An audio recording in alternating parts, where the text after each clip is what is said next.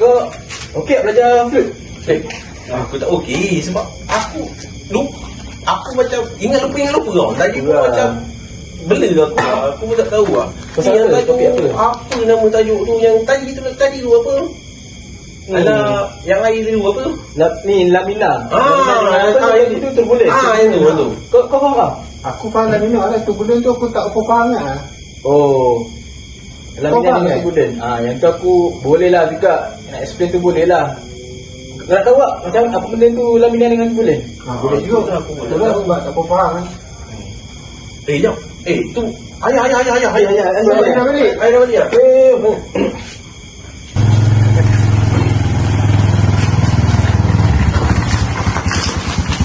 Buah-buah apa ni?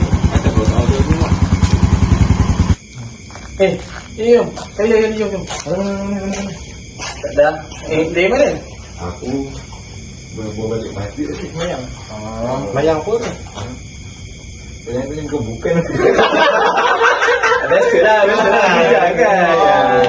Tak dah kita orang nak pasal flute. Pasal apa tadi katanya? Turbulent dengan Lamina. Tadi kita belajar tu.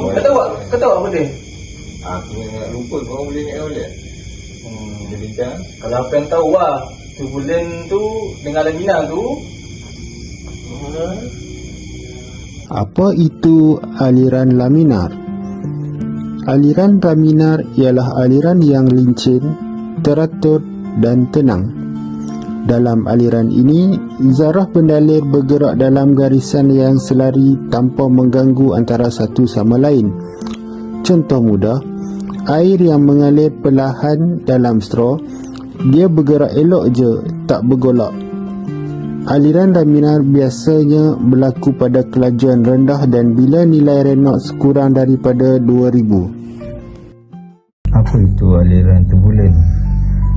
Aliran turbulent pula adalah aliran yang laju dan kacau bilau. Zarah bendalih bergerak tak sekata, banyak pusaran dan campuran berlaku. Sebagai contoh mudah, air paip bila buka kuat, dia menjadi berombak dan tidak teratur. Aliran turbulent berlaku pada kelajuan tinggi dan bila nilai Ronel lebih daripada 4000. Perbezaan ringkas. Kesimpulannya, laminar adalah lincin dan teratur, manakala turbulent adalah bergolak dan tidak stabil.